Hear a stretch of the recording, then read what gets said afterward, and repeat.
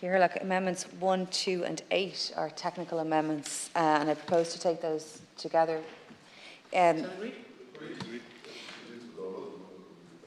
Okay, fair enough. They amend the short and long titles of the bill. Sorry, do you mean all of them, all of the amendments together? No. Yeah, 1, 2 and 8. All right. All right.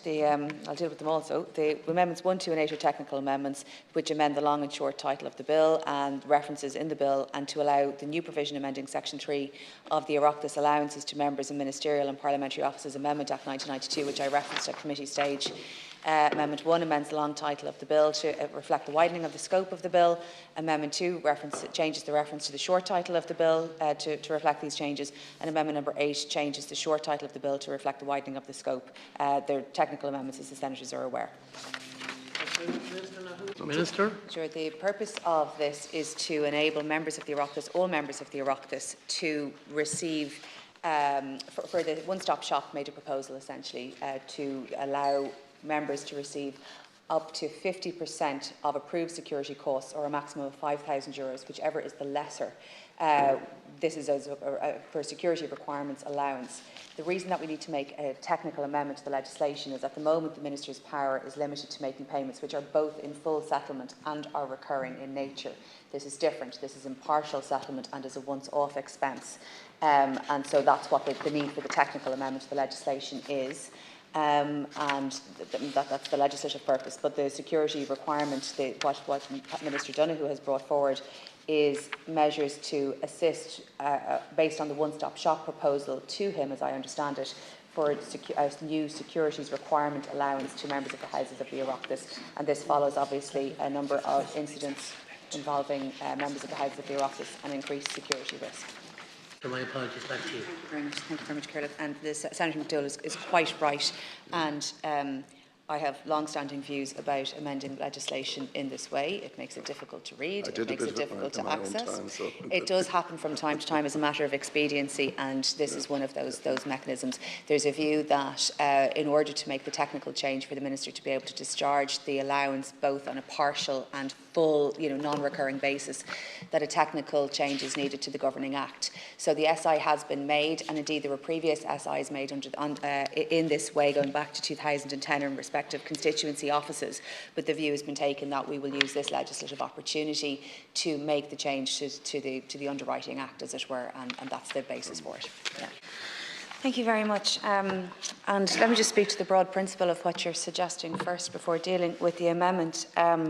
I would take the view that everybody needs to be transparent in their funding, whether it's a lobbying group, whether it's a political party, no matter who you are engaged in a political process or a policy-making process. I think you should be utterly transparent about all your sources of income, wherever they're coming from, domestically or internationally. And that applies to everybody in the policy-making space, including political parties. What I would say is that the policy-making process works best in Ireland, and our strength comes from freedom of expression for everybody, a respect for the fact that every person or body corporate has the right to freedom of expression, a respect for civil liberties and access to democracy, access to policy-making. And I believe that funding, that all of the organisations in that should be completely clear about their funding sources in every context. Could I say that I think this goes beyond lobbying, actually, to the question of those entities engaged in a lobbying process that also provide services on behalf of the state. There are a number of organisations who deliver services in a range of different contexts, whether it's disability matters, whether it's housing, and they are actually partners in the state providing services funded by the state to deliver those services, and are at the same time lobbying government for changes in policy, as they are entitled to do. But there should be a measure of clarity in their accounts always as to the proportion of funds that they spend that have actually come from state sources, because people are entitled to know that the state is delivering services, albeit occasionally through partners. And there are a number of different organisations that could come to mind in that context. So I think there is a huge question around transparency in political activity of a range of kinds. I do think, however, it's broader than this bill because, as I say, I think it has a service delivery piece, it has a political piece. And I have asked, in anticipation of this debate, I have asked my officials in the Department of Finance and also to liaise with colleagues in public expenditure to look at that in a more comprehensive way. So I might come back to the Senator on that in the future.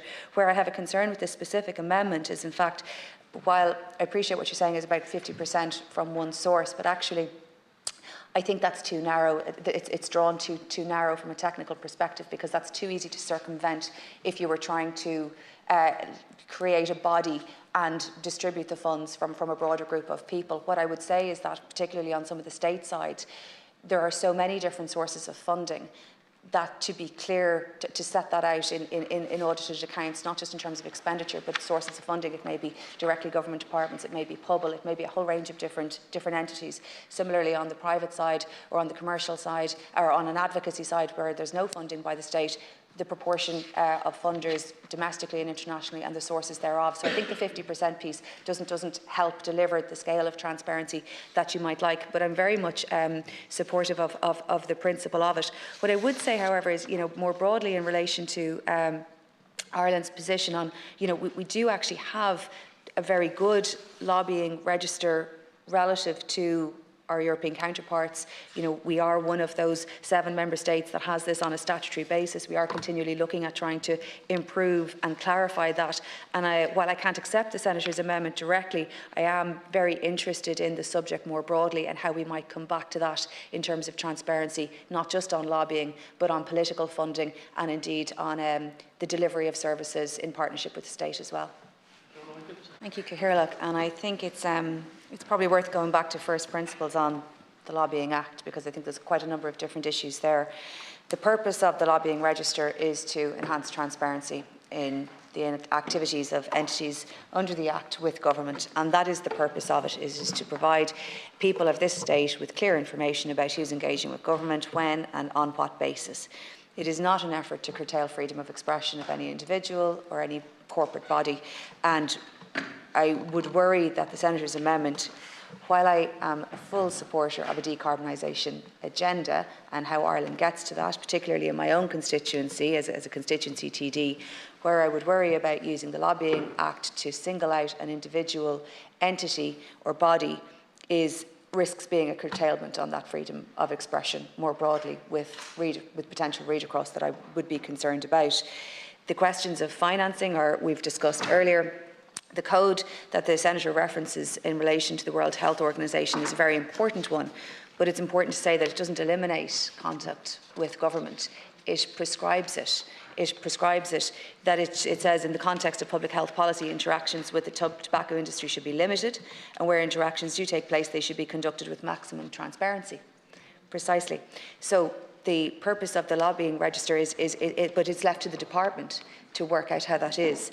And the Department of Health is responsible for the development and promotion of public health policies, and it will prepare guidance for its own officials on supporting the implementation of the WHO guidelines in respect of tobacco, and that's how that's being managed, but not specifically through the lobbying register, which performs a different function. And so I would say that the approach is slightly different. And the purpose of the lobbying register is to enhance maximum transparency, and even in singling out a particular body or treating it differently, you may be creating incentives for them to start behaving differently outside of that. And I would simply say that the lobbying register provides the best possible transparency in terms of interactions, and that you should want to know that as much as possible. And I think that I honestly think that that's a better approach. There was something else I wanted to say, but forgive me, it's gone out of my mind.